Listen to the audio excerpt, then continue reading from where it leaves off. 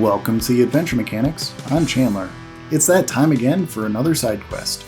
Today we're going to continue our no review games examination with a title called Cryptic Escape. Cryptic Escape was released in June of 2024 by Lion EY Games. According to the itch.io page, their first game was released in 2022. They have 7 other games on their itch page as well. After releasing Cryptic Escape, they released another game in 2025. So, they still appear to be an active developer, at least at time of recording. What is Cryptic Escape? It is a top-down, real-time dungeon crawler without combat. It sounds like a conflicting premise, but it works surprisingly well. In Cryptic Escape, you will run around each dungeon level collecting coins and opening chests. The denizens of the dungeon will chase you in an attempt to catch you and stop you from collecting coins. As you delve deeper into each dungeon, you'll run into stronger and faster enemies. You'll also run into traps and switches that block off areas of the dungeon. You can use these to your advantage, but if you're not careful, you may run over a spike trap and end your run there. You can also use potions to become invisible, run faster, that sort of thing. The game claims to be a roguelike, but I don't necessarily get the feeling that it has a fully baked progression system in the game itself. That being said, you can save some progression by purchasing upgrades to your abilities in the shop after each run, making future runs easier.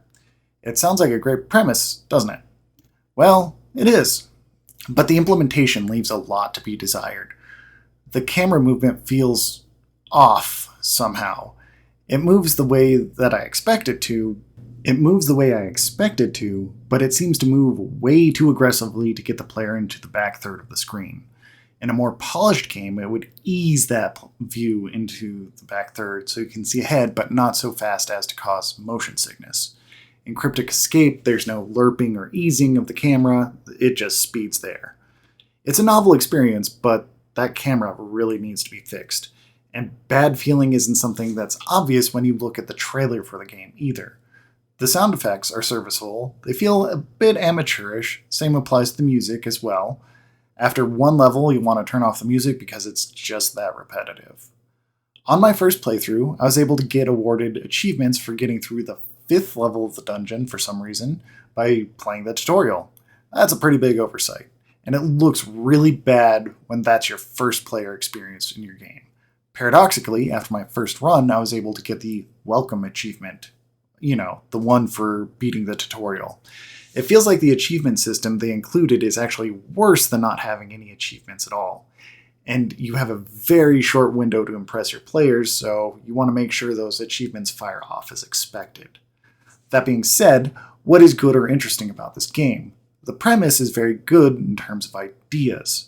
The randomized dungeons feel very well constructed, and although they are procedurally generated, there's still enough wiggle room to get by enemies without having to cut down long hallways to avoid them. The variety of enemies are introduced on a level-by-level basis, easing the player into harder and harder situations. This is good game design, and although the artwork is basic, it serves its purpose well in context. Especially if the developer is trying to call back to Rogue and its offshoots. It just feels like a game jam level of effort and polish, though. Let's talk about a couple elephants in the room for this game.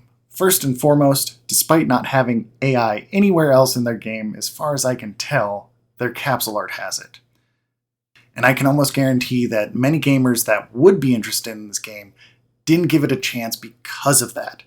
I know it's a shocker, but AI generative art is not popular with players, and if your first contact with them is AI generated, your capsule art, you're going to be turning off a lot of players then and there. And I think that's exactly what happened here. I feel like Lion EY Games understood that players don't want generative AI since they didn't include that in their subsequent game. The second metaphorical elephant is the zero review moniker. I'll be honest, I didn't do my due diligence and actually check if there were any reviews for the game, just checked the right under the capsule art and it said no reviews. Turns out, there's 11 of them. So technically that disqualifies Cryptic Escape from being a zero review game. Looking at all the reviews, however, I suspect that all of them were comped, and comped reviews don't show up in your review queue. And looking at the reviews left, it appears that most of them are either 1 to 2 sentences, saying the game is good. To me, this looks like the developer trying to get over the 10 review threshold to have his game show up. It's not a bad thing per se, but as shown by it appearing in my 0 review list, I don't think the way the designer did it worked very well. So, a little bit of lesson for everyone there, I guess.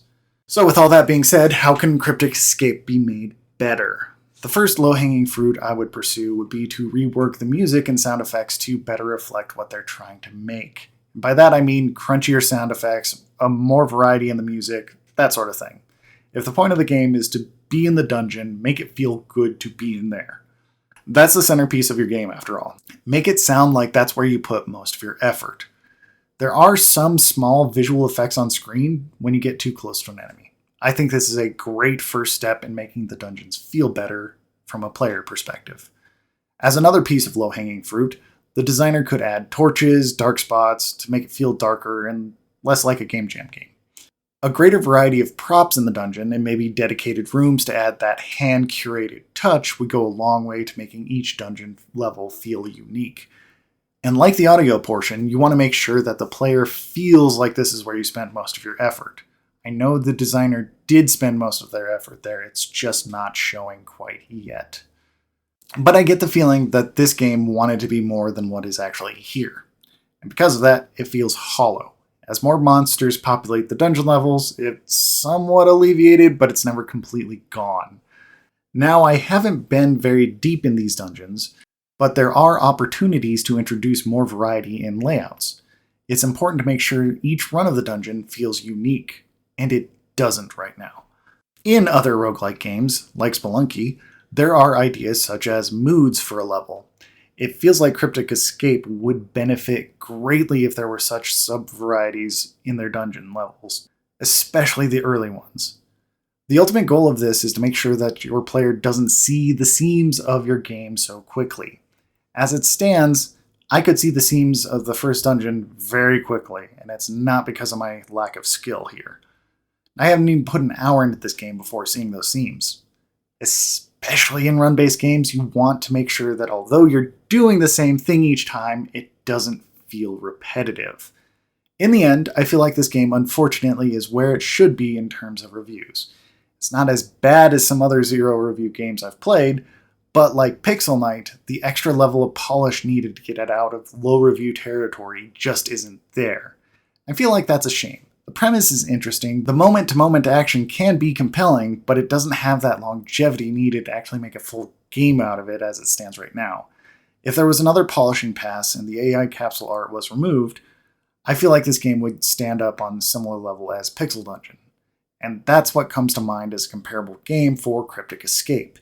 It feels like this game reached the point in the development cycle where Content Mountain comes into view and the developer said, "Nah, I think it's good where it is."